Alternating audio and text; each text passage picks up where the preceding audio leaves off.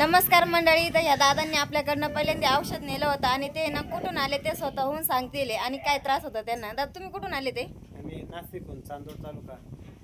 आपलं पहिलं औषध नेलं होतं? हो नेलं होतं. कसलं नेलं होतं? मुळव्याधाचं नेलं होतं. रिझल्ट किती? 100%.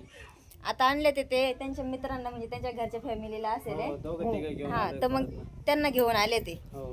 तर औषध संपून त्रास किती वर्षाचा होता तुम्हाला? त्रास मला जवळ 1 वर्षापासून होता. किती दिवसात? 3-4 दिवसामध्ये आराम?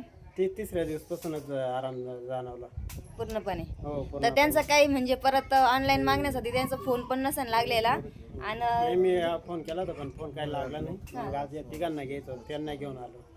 तर आपल्या घरी आल्यानंतर तुम्हाला 100% औषध भेटलं जातं आणि आपणही ना कोणालाही फ्रॉड करत नाही. आता नाशिक चांदवड म्हटलं ते काही जवळ नाही इथं. हो. ते तर 100-150 किलोमीटर 150 वरून तर किलोमीटर बसतं कम्प्लीट आम्हाला एक साईड.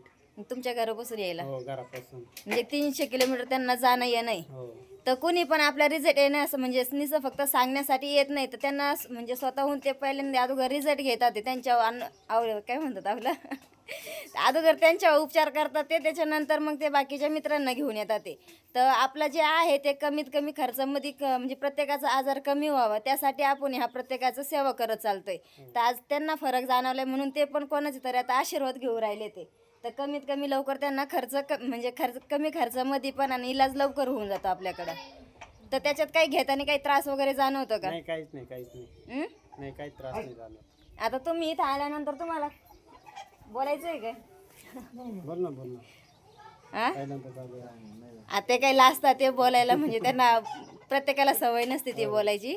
तर चालतंय, धन्यवाद. परत आता यांचा रिझल्ट आल्यानंतर परत सांगा आम्हाला, नाही तर कॉलवरती जरी सांगितलं तरी चालतं. चालेल. ठीक. धन्यवाद. धन्यवाद.